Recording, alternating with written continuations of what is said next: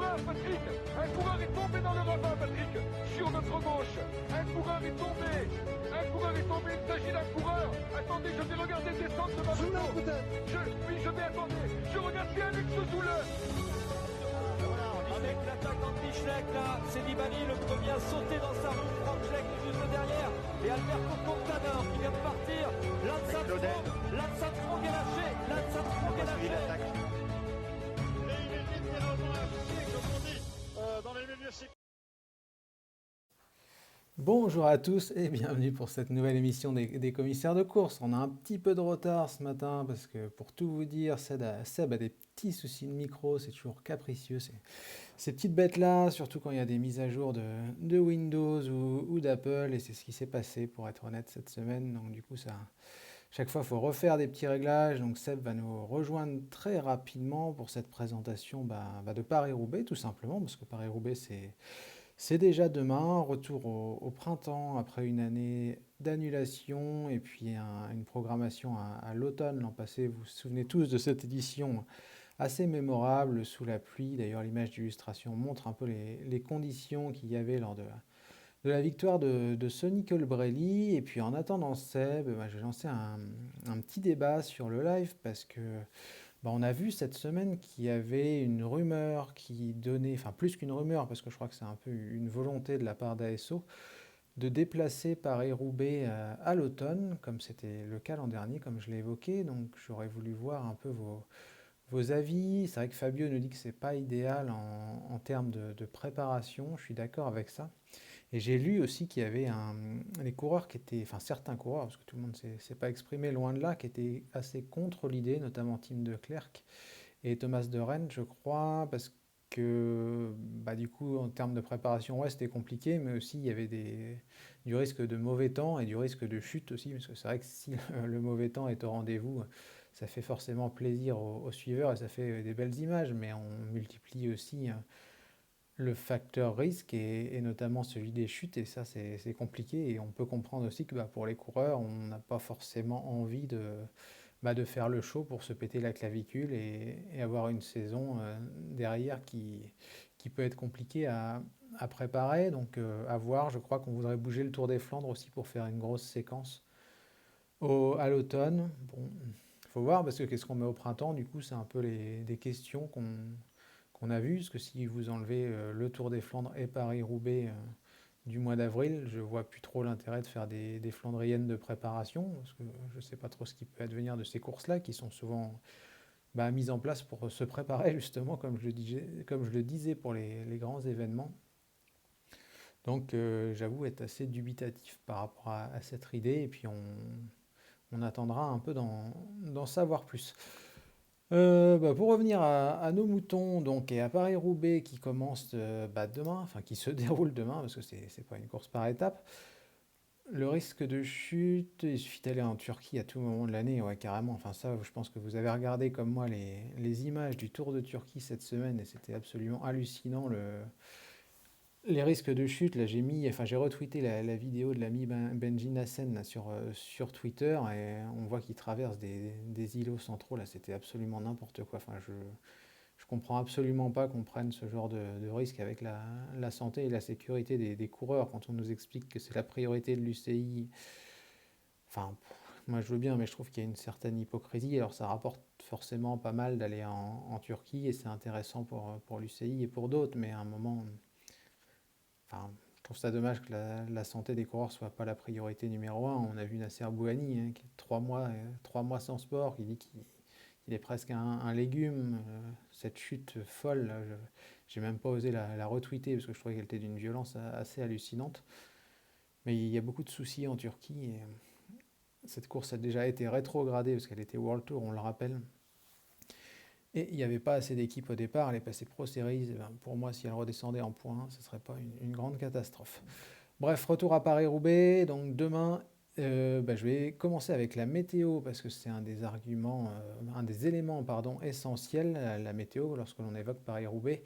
Eh bien, on aura de nouveau une édition sèche, parce que j'ai regardé les prévisions là, juste avant de lancer le live, et je crois qu'on annonce environ 18 degrés demain après-midi aux alentours de Roubaix, donc grand soleil également, pas de vent, je crois que c'était 20 à 25 km/h, donc des conditions parfaites hein, pour les coureurs, pour se jouer la victoire sur les routes de Paris-Roubaix. Merci à Amaury Etienne pour le follow, c'est sympa à toi. Puis j'en profite pour vous remercier parce que vous êtes assez nombreux à nous suivre et à suivre la chaîne. N'hésitez pas à en faire de même si ce n'est pas déjà le cas. Vous pouvez aussi vous abonner, hein. Je rappelle que c'est gratos si vous avez Amazon Prime.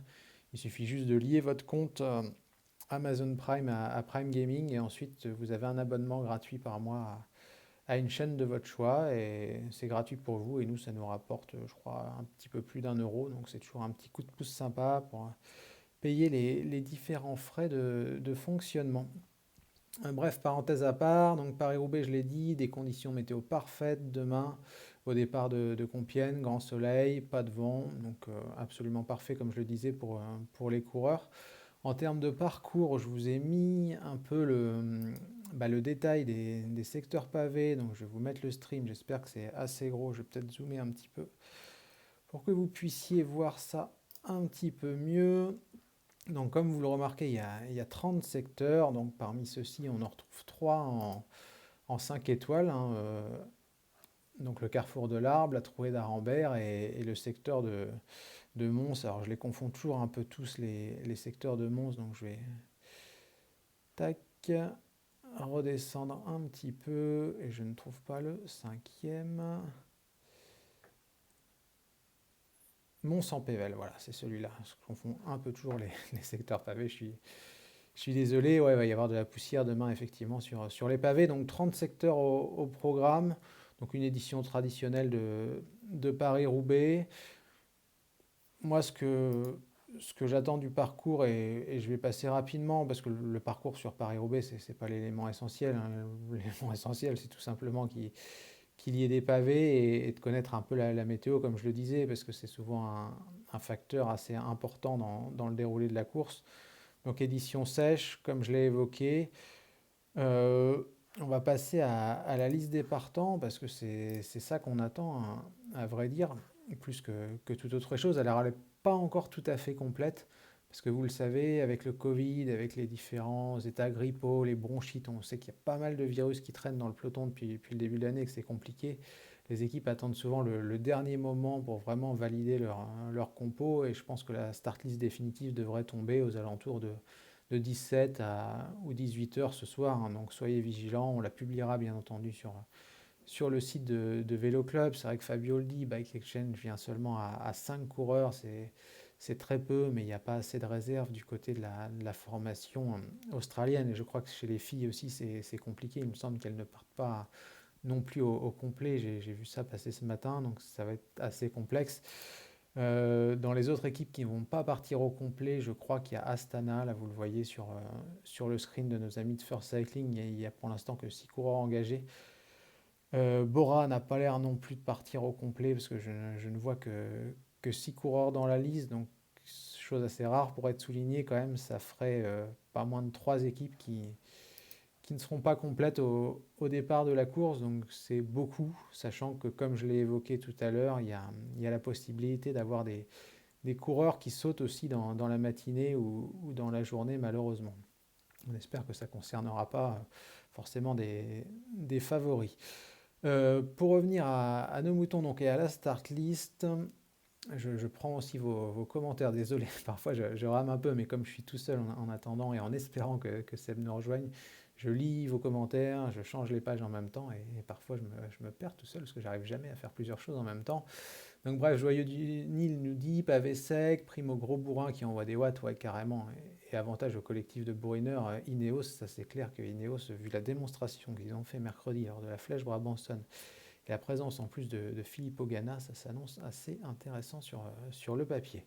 Donc je reviens à la start list. On va faire comme on avait fait pour le Tour des Flandres, parce que je trouve que c'est pas mal. On va prendre les équipes une à une. Et pendant que je les prends, je vais essayer de rebondir sur les commentaires. Donc je vais avoir les 2 pages d'ouvertes en même temps sur mon navigateur. Comme ça me permet de rien louper. Et surtout, donc n'hésitez pas à rebondir, parce qu'en attendant Seb... Bonjour. Ah, voilà Seb. Salut Seb. Du coup, j'ai meublé en t'attendant. Et je te retrouve J'ai à... changé d'ordinateur. Ouais, t'as bien fait. Donc je te Voilà. retrouve avec plaisir. J'ai juste parlé un tout petit peu du parcours Mmh. et des Désolé. conditions météo et je te laisse rebondir du coup sur ces deux aspects.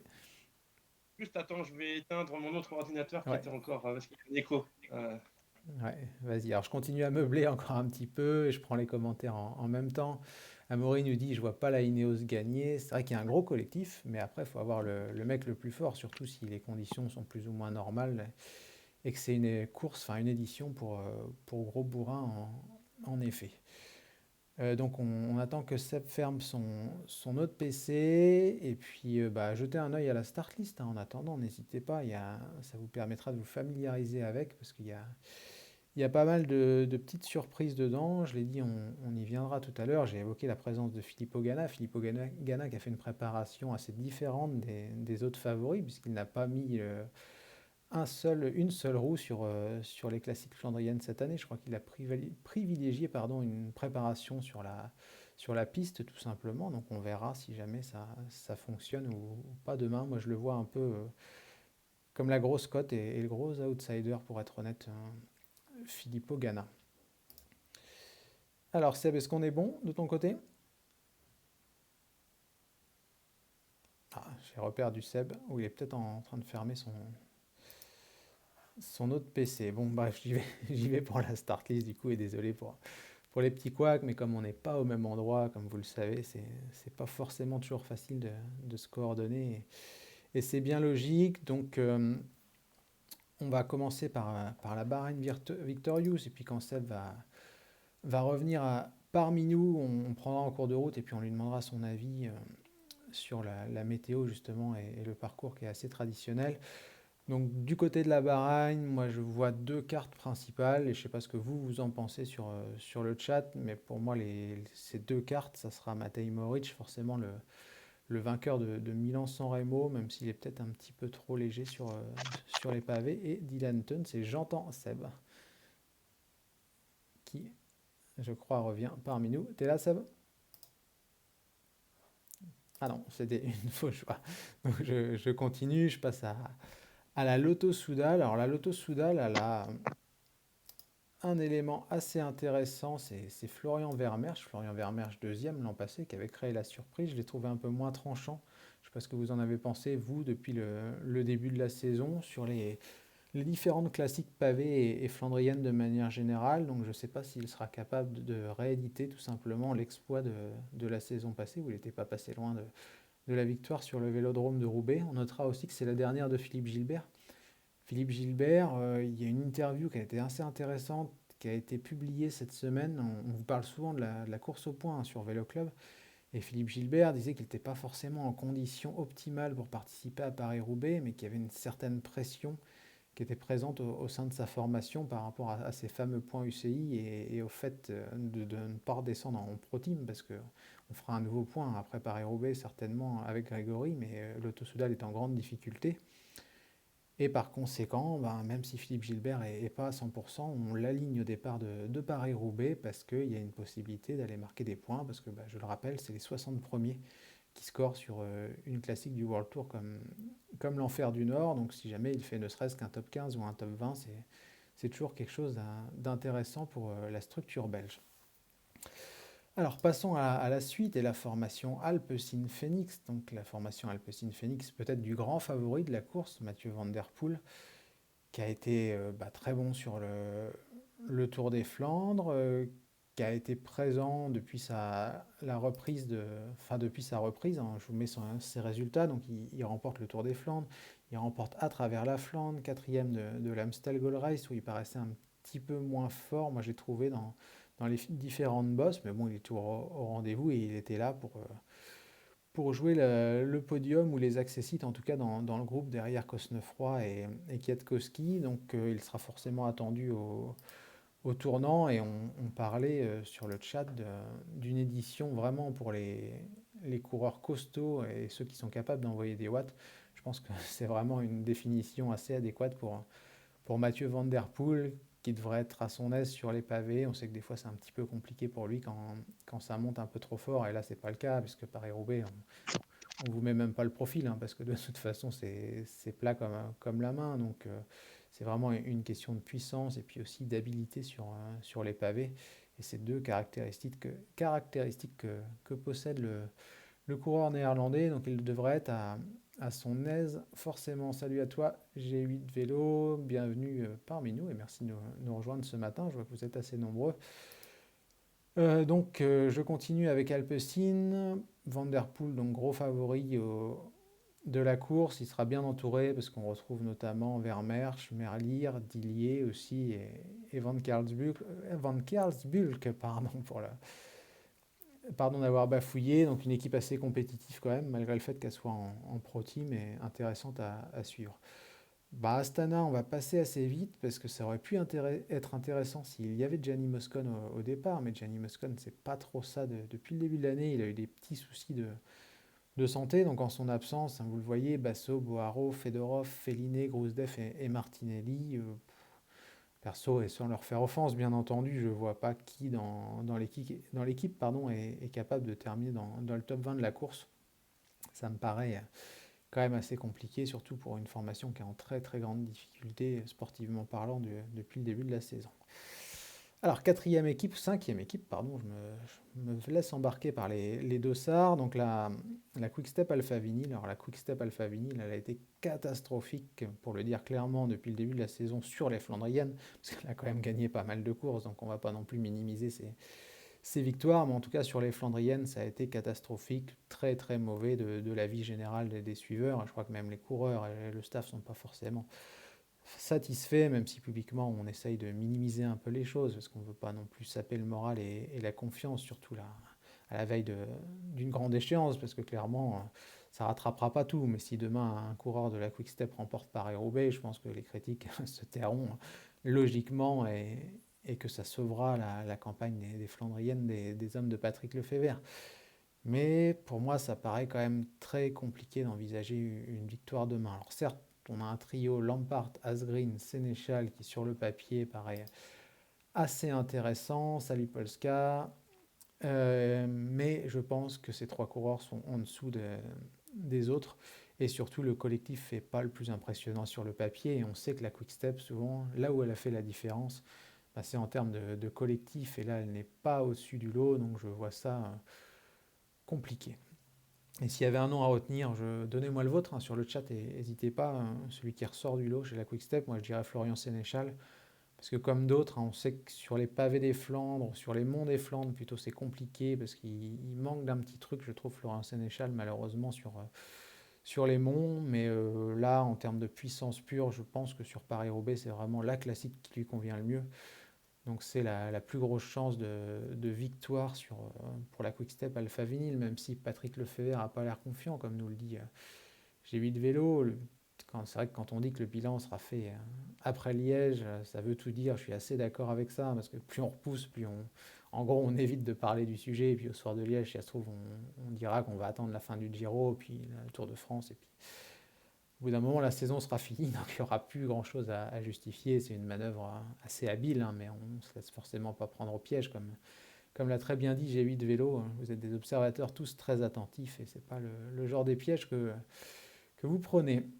Donc vous non plus, vous ne voyez pas un mec de l'Alpha Vinyl, enfin de la Quick-Step s'imposer demain. C'est vrai qu'on a un peu tous le même avis, j'ai l'impression. G8 pense aussi que Sénéchal, c'est la meilleure carte ou la meilleure chance en tout cas au départ de la course, donc à voir, on verra, puis j'espère pour eux, parce que j'ai absolument rien contre eux, contrairement à ce qui peut se dire des fois, parce que des fois on a l'impression que quand on émet une critique, c'est qu'on est contre, alors que pas du tout, on essaye juste d'être factuel, ça veut pas du tout dire qu'on a raison d'ailleurs, loin de là, mais on essaye juste de donner notre avis, et c'est pas pour ça qu'on n'aime pas ceux qu'on critique, entre guillemets. Sixième formation, la Jumbo-Visma, alors elle aurait fait figure d'épouvantail pour moi, si jamais Wout van Aert était à 100% de ses capacités, mais vous le savez comme moi, Wout van Aert, il a contracté le Covid et ça l'a contraint à être forfait pour l'Amstel notamment. Et il y a eu un doute qui a été présent pendant un petit moment sur sa capacité à être au départ de Paris-Roubaix demain, donc il sera bien là. Je pense qu'il avait très envie d'être présent et que chez Jumbo-Visma, une fois qu'on a eu le feu vert, qu'on a écarté les risques pour la santé de Van Aert, on l'a autorisé à à être présent hein, au départ de Compiègne demain, mais dans quel état sera Wout van Aert? Parce qu'on le sait, un coupé comme ça en plein milieu du printemps, c'est pas forcément une bonne chose en termes de rythme et de préparation. Après, c'est un champion, même un immense champion. Et bah, moi, je pense qu'il peut briller. Après, je serais assez d'accord avec Amaury. C'est vrai qu'à 100%, enfin, sans être à 100%, pour gagner, ça peut être compliqué. Mais pour jouer son rôle au sein de la Jumbo-Visma, je pense qu'il peut quand même être présent. Et bon, après, on sera d'accord ou pas avec ma théorie, hein. Vous avez forcément bien le droit de ne pas être d'accord avec ça. Mais moi, je pense que la présence de Van Aert est absolument géniale pour Christophe Laporte. Et je vois que Polska nous parle justement de Laporte. Laporte, pour moi, quand il n'y a pas Van Aert, c'est compliqué parce qu'il n'y a pas cet épouvantail qui est surveillé et archi surveillé de la part des concurrents. Et du coup, bah, Laporte a moins de liberté. Mais quand Van Aert est là, il focalise toute l'attention, je trouve, de ses adversaires. Et ça donne une liberté à Laporte, mais aussi à Benoît. Bon, là, aujourd'hui, Benoît n'est pas là, mais à ses second couteaux, entre guillemets, sans leur faire offense, parce que je pense qu'il y a beaucoup de coureurs qui aimeraient être qualifiés de second couteau avec les qualités de Christophe Laporte. Mais je pense que Laporte peut profiter d'un marquage entre Van Aert et Van der Poel, ce qui serait intéressant, même si certes, Amaury a raison, je ne vois pas Van Aert pas travailler pour Laporte, mais si Van Aert et Van der Poel se marquent dans la trouée ou dans d'autres secteurs un peu clés de la course, Laporte peut partir avec un groupe d'outsiders. S'il y a un quick step et s'il y a un Ineos dans le lot, là, ça peut être très compliqué pour les autres de les revoir et ça peut être entièrement de première classe. Et vu la force de Christophe Laporte et ce qu'il a montré depuis le début de la saison, je pense que ça peut être vraiment pour lui une occasion en or de remporter un premier monument. Mais il va falloir qu'il soit vraiment à 100%. Il va falloir que tous s'imbriquent vraiment de la meilleure des manières pour que Christophe Laporte s'impose. Il y a quand même des sérieux clients en face et on va y venir quand on va continuer de détailler cette start list. Donc grosse carte, hein. Moi si j'avais une petite pièce à mettre, je pense que je la mettrais sur Laporte, même si on donnera tous nos favoris en fin d'émission. Et pour Joël Dunhill, donc Van Aert, podium minimum, pour moi, il ne vient pas pour rien sur une course comme ça. Amaury pense que Mathieu Van Der Poel va pas trop marquer Van Aert. Oui, c'est aussi une possibilité, on verra en fonction du déroulé de la course. Je salue Ziglo qui nous rejoint aussi sur le live. Et je vais passer à Israël Première Tech. Alors Israël Première Tech, c'est vraiment la formation qui a le moins de bol depuis le début de saison, je trouve. Enfin, ils enchaînent les pépins, je rigole, mais c'est pas du tout drôle. Là encore, on a perdu Seb Van Mark qui devait participer à Paris-Roubaix et qui finalement a annoncé son forfait dans la semaine. Donc on se présente avec seulement 6 coureurs, un effectif amoindri, parce qu'on le rappelle, Israël n'a pas pris le départ de l'Amstel Gold Race et de la Flèche Brabançonne à cause des nombreux cas de maladies, de Covid, de grippe, de bronchite, enfin de tout ce qui traîne depuis le début du printemps. Et là, sans Van Mark, ça paraît quand même compliqué quand vous regardez les noms, hein. Guillaume Boivin, Jente Biermann, Sret Hollenstein, Hugo Hull, Taj Jones et Mats Wurtschmidt. Donc, pareil hein, que Astana, moi là-dedans, je ne vois pas forcément un coureur capable de faire top 20, même s'il faut surveiller toujours, hein, s'ils prennent l'échappée matinale, des mecs comme Hugo Hull ou comme Jente Biermann, hein, qui a été bon sur les classiques flandriennes, notamment dans les catégories de jeunes. Donc, à part une échappée à part grâce à une échappée matinale, je les vois mal quand même performer. Total Energy, il n'y a pas Peter Sagan, la recrue phare de l'intersaison. C'est très compliqué pour Peter Sagan. Pareil, on prend des pincettes hein, pour le juger parce qu'on sait qu'il y a du Covid long qui traîne et que c'est compliqué pour certains de récupérer. Donc on va attendre un petit peu avant de tirer trop de conclusions le concernant. En tout cas, il est forfait. Après son abandon sur le circuit de la Sarthe, on voit que ça n'a pas fonctionné. Et en son absence, son contrat, non pas sur Niki Terpstra, parce que Niki Terpstra, lui, son niveau, il est assez faible et c'est pas lié au Covid, là. Malheureusement pour lui, depuis qu'il a signé chez Total Energy, on voit que c'est beaucoup plus compliqué que quand il était chez Quick-Step.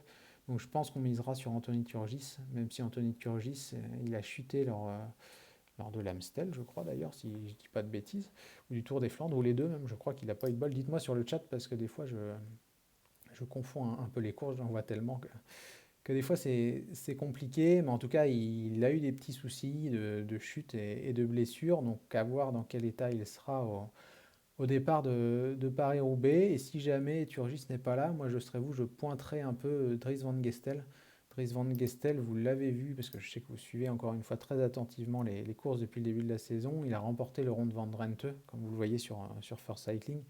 Il a aussi et surtout terminé troisième de Gand-Wevelgem. Il n'avait pas pu participer au Tour des Flandres parce que justement il était malade. Donc il était forfait, mais je pense que là, pour finir la campagne flandrienne, on peut le retrouver, pourquoi pas, comme une belle petite surprise pour un top 10 sur le vélodrome de Roubaix. Enfin, en tout cas, si j'avais quelques noms à pointer chez les gros outsiders ou les grosses cotes, Dries Van Gestel, c'est un nom que je retiendrais si j'étais vous. Amstel avec Badgioli, oui, Polska, t'as raison, c'était sur ce fameux rond-point, on avait retrouvé Badgioli au sol, exact, t'as raison, ouais. Amaury nous dit, Turgis peut faire un top 5, ouais, pourquoi pas, hein. Moi, Turgis, j'y crois, d'ailleurs, on l'a mis dans nos Français à suivre en début de saison. Ma seule incertitude, sincèrement, c'est son état de santé. J'espère qu'il est vraiment en bonne condition après sa chute, mais sinon, oui, clairement, hein, je suis d'accord, hein, avec toi, Amaury, s'il est en forme, il peut faire un top 5, bien sûr, hein. Danielos sans Sagan, il peut aussi se faire plaisir, oui, oui, oui, aussi, hein.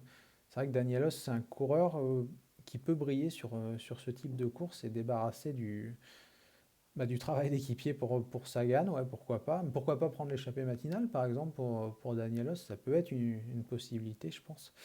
Joyeux du Nil nous dit, je vois Terpstra premier total, fond de top 10, ouais, ouais, ouais, c'est vrai que ce Terpstra, bon, moi j'y crois pas trop, mais pourquoi pas, une échappée matinale aussi, là, parce qu'à la pédale, je vois que ça, je pense, pardon, que ça peut être compliqué. Mais en tout cas, il y a pas mal de cartes chez Total Energy et c'est intéressant parce que ça montre qu'il y a une vraie densité dans cette équipe qui est, on le rappelle, en deuxième division et qui, malgré tout, là, vous le voyez, hein, comme moi, vous avez cité pas mal de noms qui peuvent créer une surprise et c'est assez rare de trouver comme ça 3-4 noms, hein, dans une formation de Pro Team.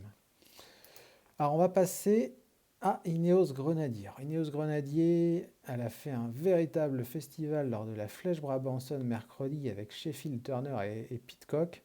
On ne va pas retrouver Tom Pidcock au départ de Paris-Roubaix. Il est absent. Je crois que ça fait un petit peu trop. D'ailleurs, moi, je l'ai trouvé un petit peu moins tranchant mercredi lors de la Flèche Brabanson que Turner et Sheffield. Mais il y a un vrai gros effectif pour moi chez Ineos. On en parlait un petit peu en introduction. Une grosse cote, Filippo Ganna. Filippo Ganna, il a brillé sur Paris-Roubaix dans les catégories de jeunes. Donc, il ne faut pas penser que c'est comme Colbrelli l'an passé, un coureur qui vient comme ça un peu découvrir les pavés. C'est pas du tout le cas. Ganna, il a toutes les caractéristiques pour briller sur ce type de course. Il a une puissance phénoménale, hein. Vous le voyez lors des chronos, mais aussi sur les étapes qu'il a remportées lorsqu'il sort en solitaire ou lorsqu'il bouche un trou. C'est archi impressionnant. Enfin, il dégage une impression de puissance. Et vous l'avez dit, là, il n'y aura pas de pluie. Donc forcément, ça va être moins compliqué à gérer s'il n'y a pas d'incident mécanique. Je pense que sur les pavés, Filippo Ganna, ça peut envoyer du lourd et il va falloir coller à sa roue et pas lui laisser 5 mètres parce que sinon ça peut être très très compliqué. Moi, la seule incertitude que j'aurais pour Ganna, qui n'a pas forcément l'habitude de courir les classiques, c'est la distance. Comme il n'a pas participé à beaucoup de Flandriennes depuis le début de la saison, je me demande s'il aura la caisse nécessaire pour justement enquiller les plus de 200 bornes de Paris-Roubaix. Ça, c'est peut-être pour moi la plus grosse incertitude le concernant. Et je pense que c'est possible qu'on le voit très très bien pendant 150-180 bornes, vraiment à l'avant et très costaud, et que tout d'un coup il disparaisse des radars parce qu'il n'y a plus d'essence dans le réservoir. Ça serait la crainte que j'ai par rapport à Filippo Ganna. Polska nous dit, moi je le vois vraiment se casser les dents.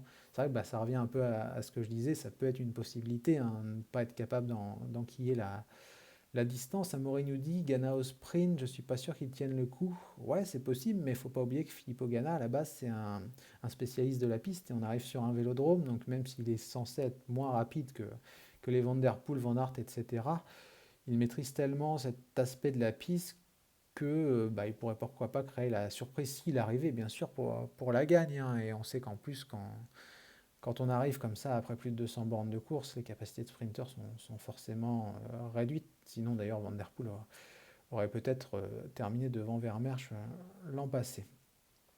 On va rester sur Ineos, parce qu'il y a beaucoup de choses à dire. Kwiatkowski qui a remporté à la surprise générale Amstel Gold Race, parce qu'on était beaucoup à dire que Kwiatkowski c'était compliqué depuis quelques saisons et qu'il était sur la pente descendante, et il a bien fait taire les critiques, et moi le premier, en remportant à la photo finish. On se rappelle de ce final Paris-Roubaix, je dis des bêtises, je dis n'importe quoi. L'Amstel Gold Race devant Benoît Cosnefroy, donc Kiato, même si j'y crois pas trop, vu ce qui s'est passé dimanche dernier, je vais pas non plus l'enterrer trop vite, quoi. Mais il y a des coureurs qui m'apparaissent plus forts quand même, notamment le duo Sheffield-Turner. Ben Turner, il a été archi impressionnant encore mercredi dernier sur la Flèche Brabançonne, et Sheffield a bien su partir aussi. Il était, je trouve, très bon. Après, il est jeune, Magnus Sheffield, il a seulement 19 ans, donc un peu le même questionnement que pour Filippo Ganna. Est-ce qu'il sera en capacité d'être présent encore dans un final de Paris-Roubaix, sachant qu'il a fait un gros début de saison, parce qu'on l'a vu sur les classiques. On l'a aussi vu à son aise en Espagne. Il a très peu couru en 2021 lorsqu'il était chez Rally.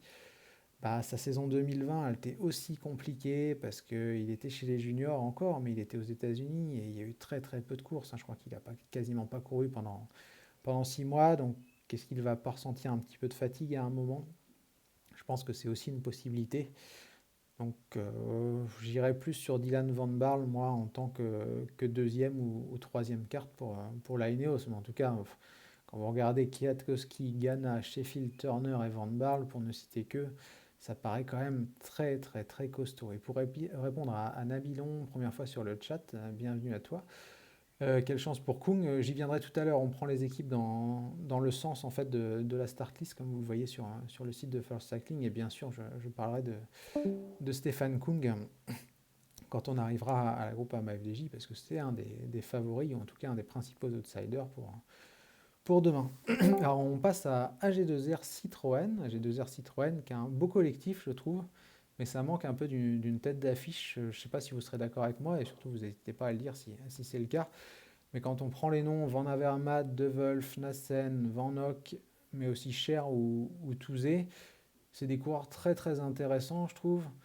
Mais dedans, j'en vois pas en fait quel niveau physique à l'instant T. C'était peut-être le cas il y a quelques saisons de Van Der Poel, de Van Aert, de Laporte, de Ganna, etc. Donc bah, j'ai un petit peu peur, et je sais pas encore une fois ce que vous en pensez, mais si vraiment on n'a pas une course d'outsider et que ça se joue à la pédale, j'ai peur qu'à un moment, les AG2R, pareil, hein, peut-être qu'au kilomètre 150, 180, ils seront encore 4 ou 5 dans le groupe. Mais j'ai vraiment peur qu'au moment où les choses sérieuses vont débuter, bah, tout d'un coup, on n'en voit plus en fait. Et qu'à part Greg Van Avermaet, je suis d'accord avec Amaury, hein, c'est pour moi le plus costaud de l'équipe.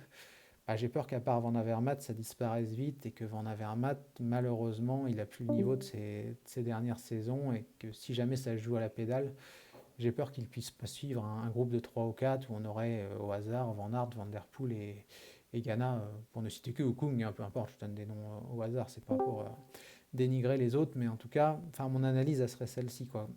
Très beau collectif, mais peut-être le manque d'une vraie grosse tête d'affiche capable de jouer la gagne si ça joue à la pédale, parce que si on a un scénario où c'est des seconds couteaux entre guillemets qui sortent, là oui, tout à fait, on peut retrouver un Greg Van Avermaet dans un groupe avec, je sais pas, un Laporte, un Sheffield, etc. Et un Teuns, c'est derrière, ça se regarde, et on joue la gagne à 4 ou 5 dans un groupe d'outsiders. Ça, c'est tout à fait une possibilité. Surtout que la course paraît ouverte cette année. Parce que... Ouais, je t'entends, Seb. Tu m'entends? Oui. Ouais, alors j'étais en train de détailler la liste des favoris, du coup. Ah, est-ce que tu m'entends bien? Ah, ça grésille un petit peu. Bon, on va voir si on retrouve Seb. Je continue en attendant mon petit tour d'horizon. Trek Segafredo, donc on passe à la 11e équipe de SAR 101. Alors chez Trek, il y a aussi 3 cartouches, je trouve. Stuyven, vainqueur de Milan-San Remo l'an passé. Quinn Simmons, le prodige américain, très à l'aise, hein. On l'a vu sur certaines classiques, mais parfois il a tendance à disparaître de la circulation, et j'ai l'impression que chez Trek, on ne joue pas toujours la bonne carte. Je ne sais plus sur quelle Flandrienne où je l'avais trouvé costaud, et au final, il s'est cantonné dans un rôle d'équipier. Donc à voir s'il bosse pour Mats Pedersen, parce que Mats Pedersen, ça me paraît être quand même le plus costaud du lot dans l'équipe. Il a été très bon lors du circuit de la Sarthe. Alors après, ça reste le circuit de la Sarthe, et je pense que vous serez d'accord avec moi, hein, la concurrence n'était pas forcément au rendez-vous. Bon, il n'a pas gagné le circuit de la Sarthe parce qu'il y a eu cette espèce de strike là, dans le final de la dernière étape, mais c'était clairement le plus fort de la course pendant les 3 premiers jours. Il a été archi impressionnant de puissance, notamment lors des arrivées massives, où on voit qu'il lançait son sprint assez tôt et qu'il n'était pas du tout remonté. Mais bon, encore une fois, la concurrence n'était pas du tout la même s'il y avait Filippo Ganna. Filippo Ganna qui était plutôt là en préparation, parce qu'on a vu qu'il bossait surtout pour ses équipiers. Donc à voir, si j'avais un nom à retenir, je dirais Mats Pedersen quand même pour la Trek. Et on va passer à la Groupama. Alors, vous êtes nombreux à avoir parlé de Stefan Kung. C'est justement le moment de parler de l'une de vos équipes préférées. Alors là, la Groupama FDJ, il n'y a pas Arnaud Démare, mais ça c'était annoncé depuis longtemps, hein. C'est pas du tout une surprise du côté de l'équipe au trèfle. Donc en l'absence d'Arnaud Démare, on misera à 100% sur Stefan Kung. Stefan Kung a été très bon, j'ai trouvé, lors de la campagne des classiques depuis le début de la saison. Très consistant.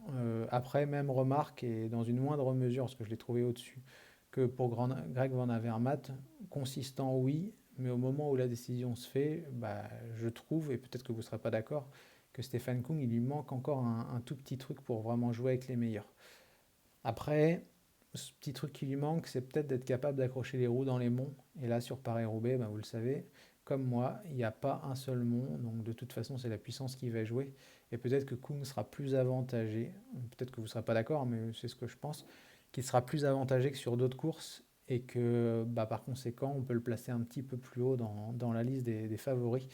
Je vois que Joyeux du Nil, victoire en finesse, Polska aussi a l'air assez d'accord pour dire que Kung sera très bien placé à l'arrivée. Par contre, Amaury pense un peu comme moi qu'il ne sera pas capable de tenir les roues des leaders. Il va tout fracasser dans le carrefour de l'arbre. On verra. C'est vrai que vos avis semblent assez partagés sur Stefan Kung. Il y a un peu de pour et un peu de contre. Donc, ça sera intéressant de voir demain comment ça va se passer et s'il sera capable de répondre aux attentes. Mais je me doute que si jamais Kung remporte Paris-Roubaix, vous serez un paquet à être assez content que le Suisse s'impose et ça fera du bien à la Groupama FDJ. Alors derrière la Kung, il y a Lewis Husky. Je ne sais plus qui en a parlé. Tiens, c'est Polska qui en a parlé. Encore trop frêle, mais c'est vrai que pour Lewis Husky, ça va être un bon petit rendez-vous, ce Paris-Roubaix, parce qu'il a été bon sur les épreuves de Coupe de France. Il a fait des top 40, des top 50 sur des courses un peu plus réputées. Il manque encore de caisse, je pense, parce qu'il est très jeune, Lewis Husky, et Polska a raison quand il nous dit qu'il est encore trop frêle, mais ça peut être un premier rendez-vous pour lui. Là aussi, on parle d'un coureur qui est assez puissant, je trouve.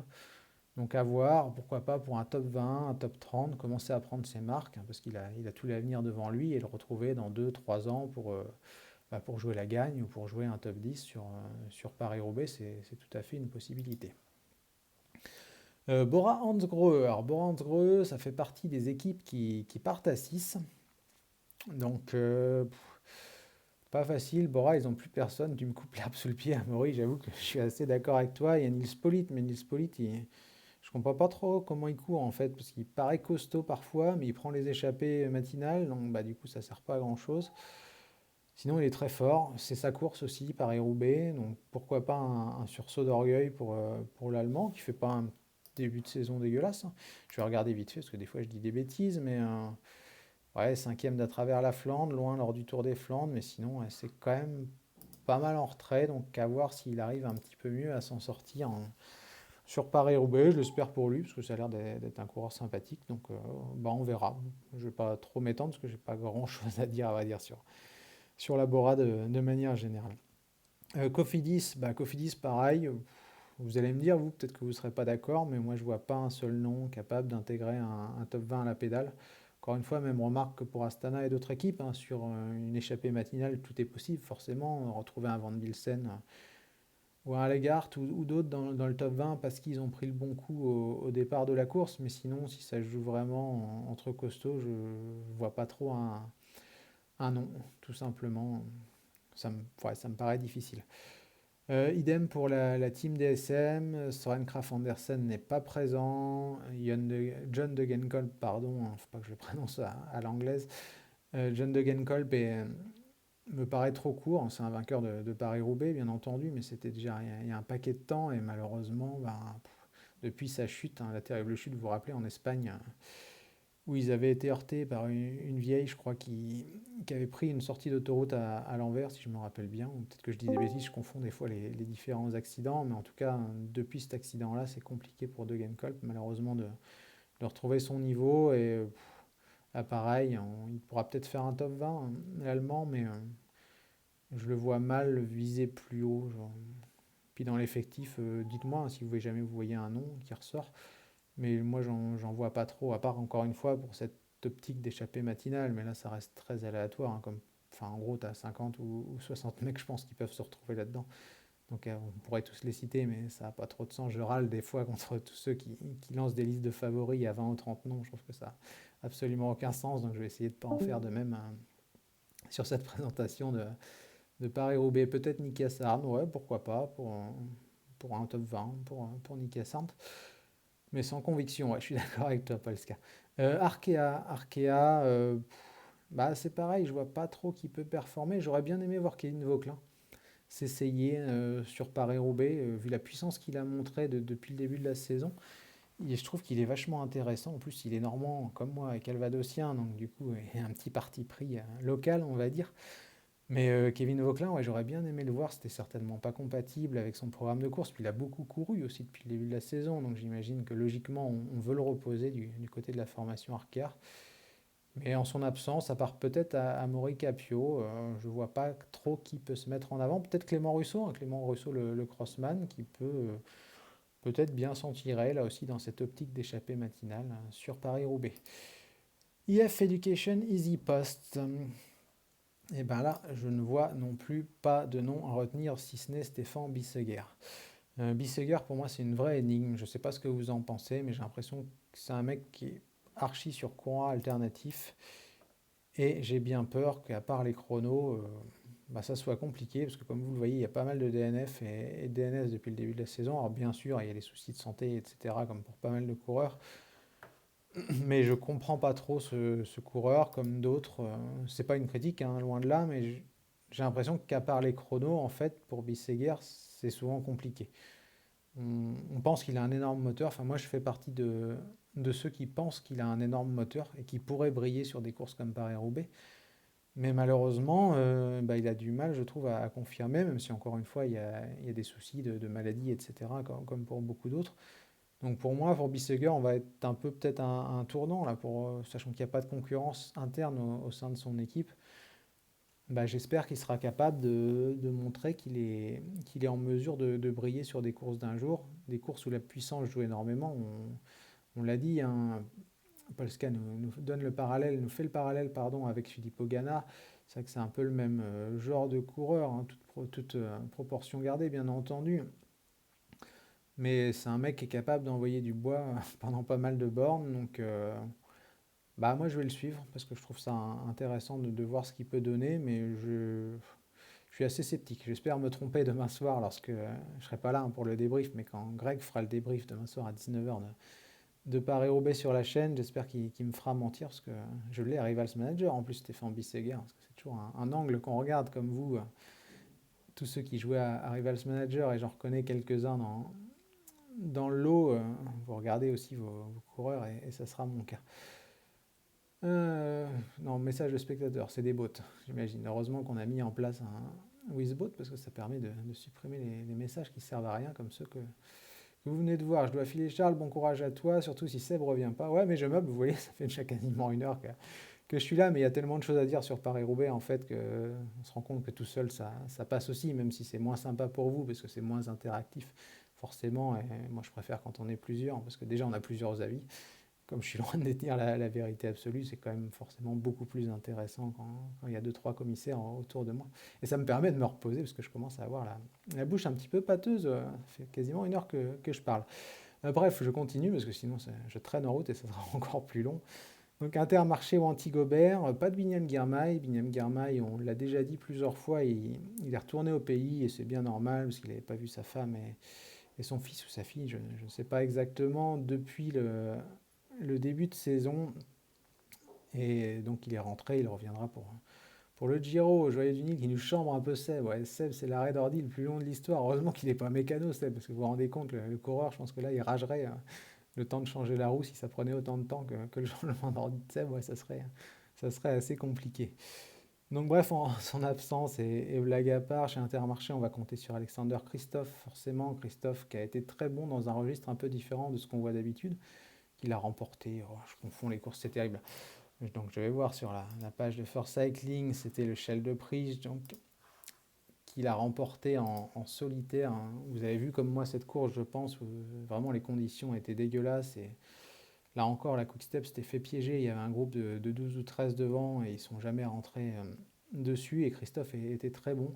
Et je vais rejoindre Amaury parce que je vois son commentaire en même temps que je parle. Adrien Petit peut faire un truc. Adrien Petit, je trouve qu'il retrouve des couleurs depuis qu'il a signé chez Intermarché. Et pareil, c'est sa course. Hein. Adrien Petit, c'est un coureur puissant. Sur les monts, c'est un petit peu plus compliqué. Bon, après, je dis pas qu'il va gagner ou qu'il va faire top 5, loin de là, mais pourquoi pas le retrouver dans un top 10, voire un petit peu mieux si jamais il arrive à anticiper les coups. En plus, c'est un mec qui a l'air archi sympa, donc j'avoue que j'espère qu'il fera une bonne performance. J'ai pas osé le mettre, enfin, on n'a pas osé le mettre, pardon, parce qu'on a réfléchi à plusieurs à notre liste de Français à suivre. On pensait qu'il était un petit peu trop juste par rapport à Delaporte, etc. Mais Petit, ça pourrait être une belle petite surprise et ce serait sympa parce que c'est un mec qui est pro depuis longtemps, qui fait le taf et qui a eu le courage là, de se relancer un peu dans une autre équipe. Donc j'espère qu'il performera demain, très sincèrement. Taco Van der Horn, hein, échappée matinale pour Van der Horn. J'imagine que LV Cycling, qui je crois est fan d'Intermarché, si je ne confonds pas les pseudos parce que ça m'arrive des fois, j'imagine qu'il verra bien Taco dans l'échappée matinale demain matin au départ de Compiègne. Uno-X, la révélation en Pro Conti, en Pro Team, pardon, parce qu'on dit plus Pro Conti, donc la deuxième division. Là, l'effectif, faut voir. Il y a Rasmus Stiller. Rasmus Stiller, il est intéressant, mais pareil, dans un rôle de second couteau. Warren Skull, ça va être pas mal aussi à suivre, même si je pense qu'il sera juste. Hein. Il était dans ce groupe que j'évoquais de 12 ou 13 là, sur le Shell de Prise, mais il a complètement explosé. Physiquement, je pense qu'il n'était pas encore au niveau. Il est très jeune, hein. L'année dernière, il était sur les routes du Tour de l'Avenir, il a remporté plusieurs étapes, mais je pense qu'il va être là pour prendre de la caisse. C'est un coureur qui a besoin d'apprendre, et je pense qu'il sera très très fort dans quelques années. Son nom est imprononçable, malheureusement, donc je vous encourage à vous entraîner à le prononcer, et puis aussi à retenir l'orthographe, parce qu'à l'image de Kreuzweig ou d'autres, ça peut être assez compliqué. Donc ouais, Søren Werenskiold, peut-être un coureur à suivre dans l'optique de prendre de la caisse comme d'autres, hein, comme les Sheffield, etc., pour les années à venir. Alors ça a été dit, je ne sais plus qui a dit ça, en début d'émission pour la Bike Exchange, qui ne part qu'à 5. Donc forcément quand on part à 5, c'est compliqué. On va noter qu'il y a Alexandre Balmer dans la compo de la Bike Exchange, qui était à la Conti Groupama FDJ et qui a rejoint l'équipe australienne à l'intersaison. Donc je ne pense pas qu'il fera grand-chose, hein, mais c'était juste pour souligner qu'il était dans la compo, parce que je crois que je ne l'ai pas vu dans beaucoup de compos depuis le début de l'année. Et si j'avais un nom à retenir, je dirais Luc Durbridge, qui peut, pourquoi pas, performer sur la course, mais là encore en second rideau, hein, bien entendu. UAE Team Emirates. Alors, UAE Team Emirates, il n'y a pas Tadej Pogacar. Certains ont cru, ont espéré peut-être plutôt qu'il soit présent sur les pavés demain, parce qu'il était en reco la semaine dernière, mais il était en reconnaissance pour le Tour de France. Qu'on le rappelle, le Tour de France passera sur les pavés du Nord cet été.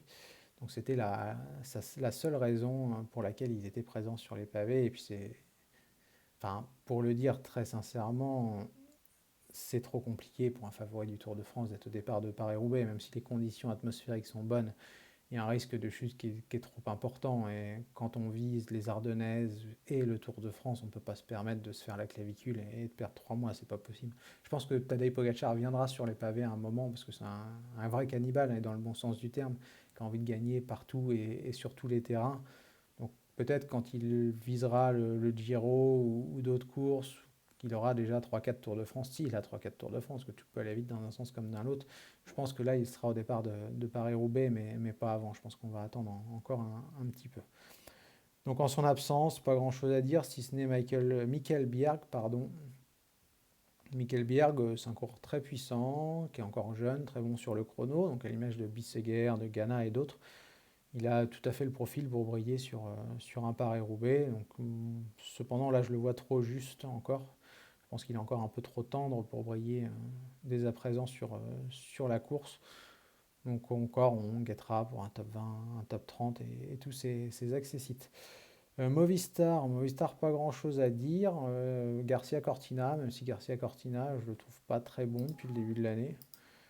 On va regarder un peu ce qu'il a fait. Il a peut-être aussi été malade, mais 8e à Gand-Wevelgem, 16e de l'E3, 22e au Ronde. Donc toujours un petit peu en retrait, à voir s'il sera un peu mieux là lors de Paris-Roubaix, mais j'ai un petit peu de mal à y croire.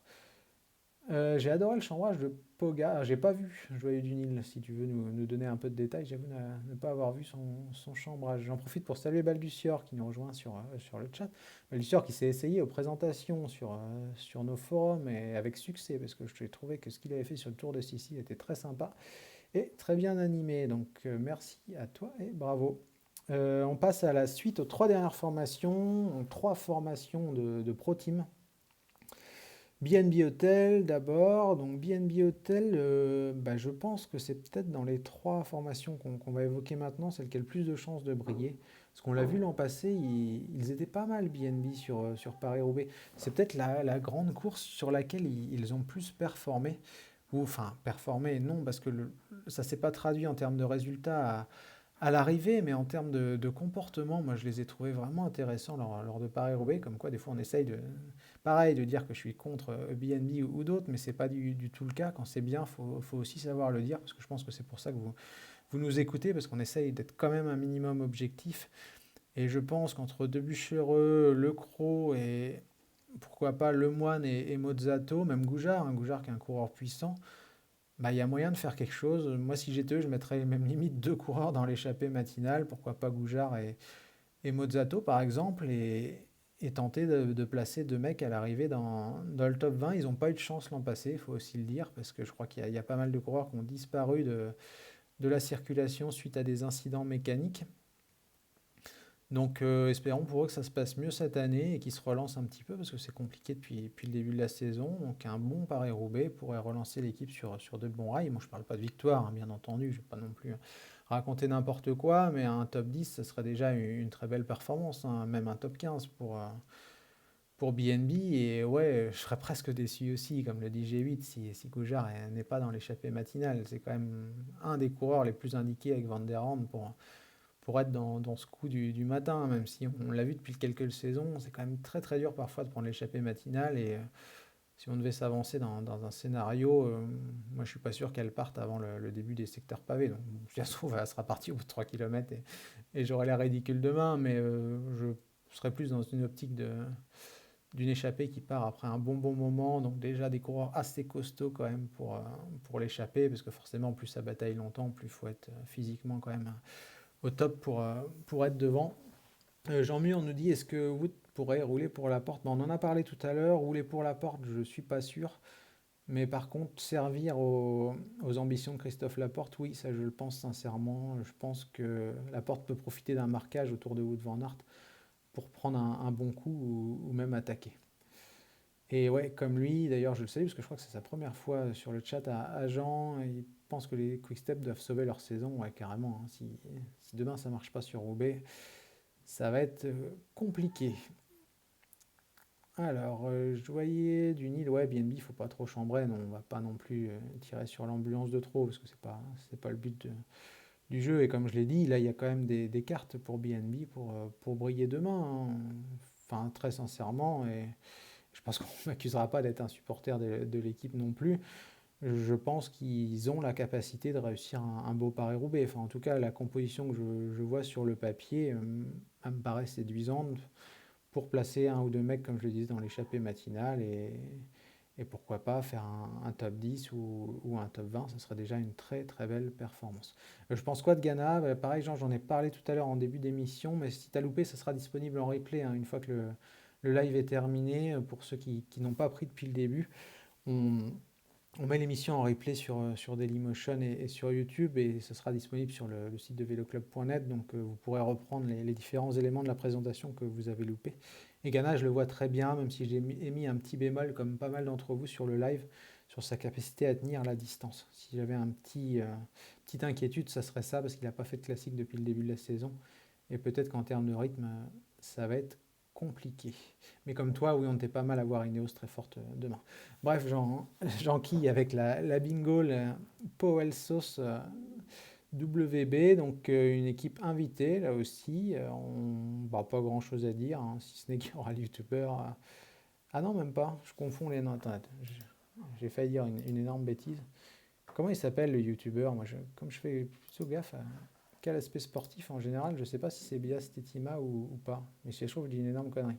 Bon bref, vous me dites sur le live pendant que j'essaye de dérouler un peu cette équipe bingo, qui n'a pas forcément de cartes à jouer. Peut-être Timothy Dupont, et encore, je sais pas. Ça me perturbe cette histoire de youtubeur, j'ai complètement oublié le nom et j'arrive pas à retrouver. Bref, je vais essayer quand même de passer à autre chose. Et je vais peut-être retrouver avant la fin de l'émission, sauf si vous me donnez le nom avant. J'avoue que ça m'éviterait de psychoter un petit peu. Sport Vlaanderen Baloise, comme bingo, pas beaucoup de cartes, mais ouais, on peut les retrouver dans l'échappée matinale aussi. Il y a des mecs assez costauds comme Rune Ergots, qu'on avait trouvé assez bon en début de saison sur les routes du Tour de Valence, si ma mémoire est bonne.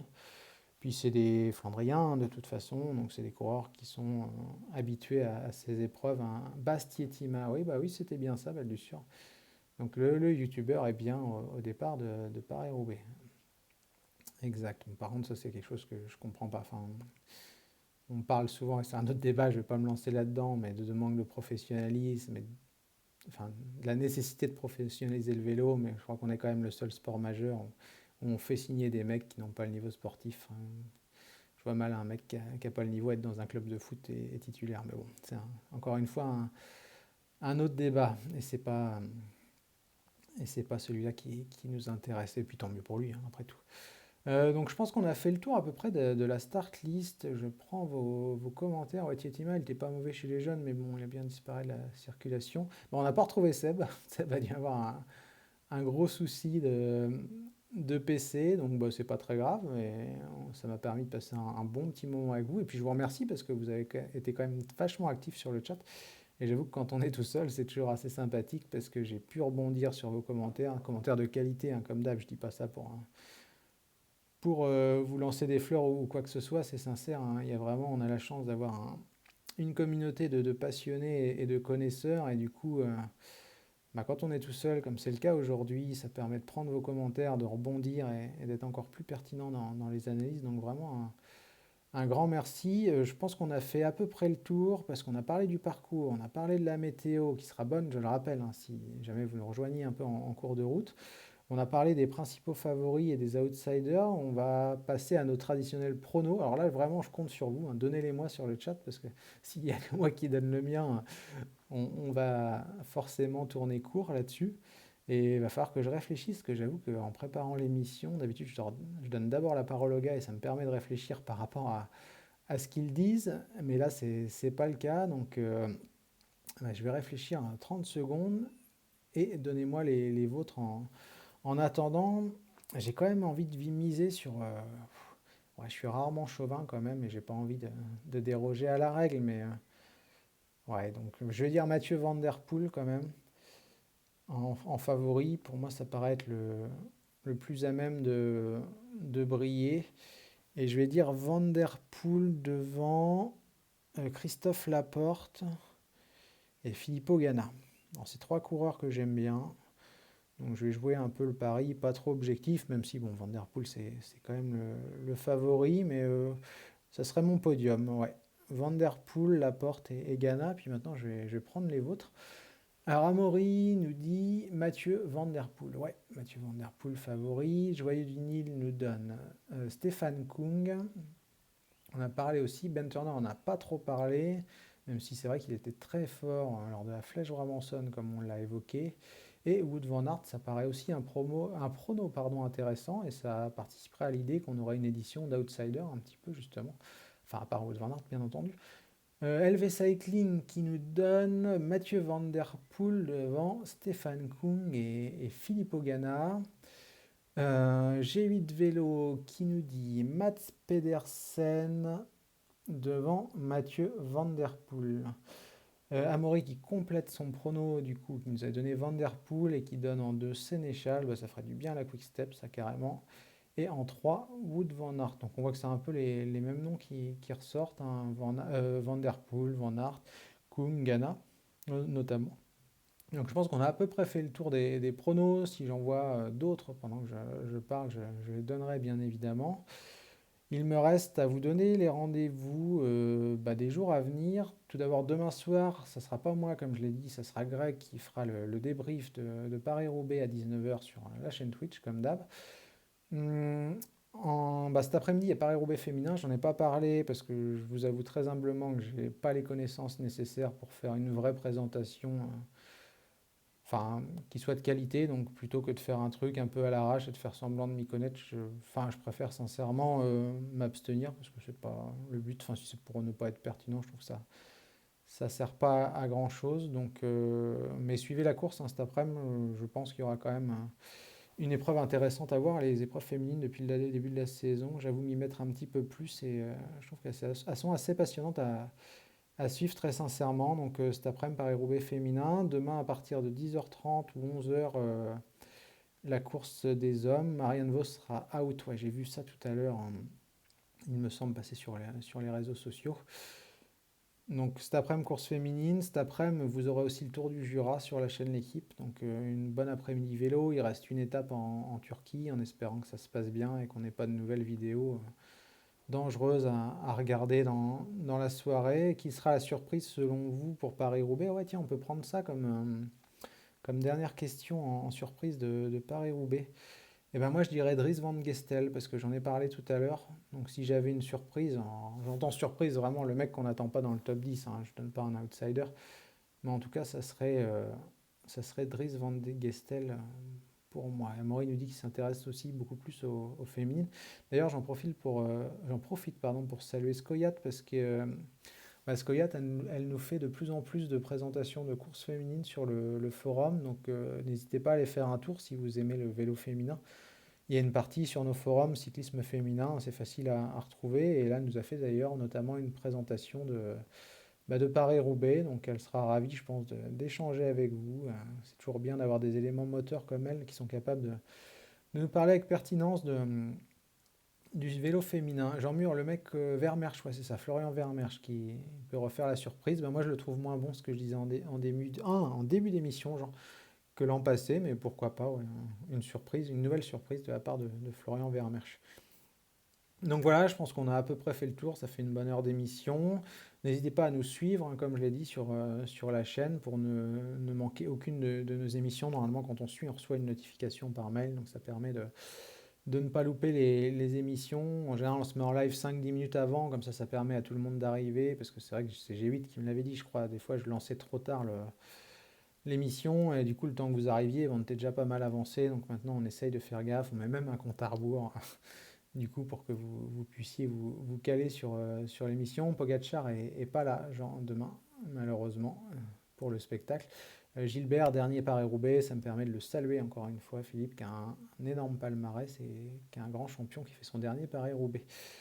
Donc je pense qu'on a fait le tour. Comme je dis, n'hésitez pas à nous suivre. Et puis si vous avez Amazon Prime, n'hésitez pas à vous abonner. C'est gratuit pour vous et ça nous file un petit coup de pouce. Donc il me reste à vous laisser et à vous souhaiter un super week-end de Pâques parce qu'il fait super beau un peu partout en France ce week-end. Donc ça va plutôt être cool pour aller se promener. Et puis bonne course cet après-midi. Comme je l'ai dit, la course féminine de Paris-Roubaix, le Tour du Jura, mais aussi le Tour de Turquie. Et demain, le grand rendez-vous Paris-Roubaix dès 10h. Donc on vous espère nombreux demain soir pour l'émission. Bon week-end à tous, profitez bien et ciao, merci de nous suivre toujours aussi nombreux.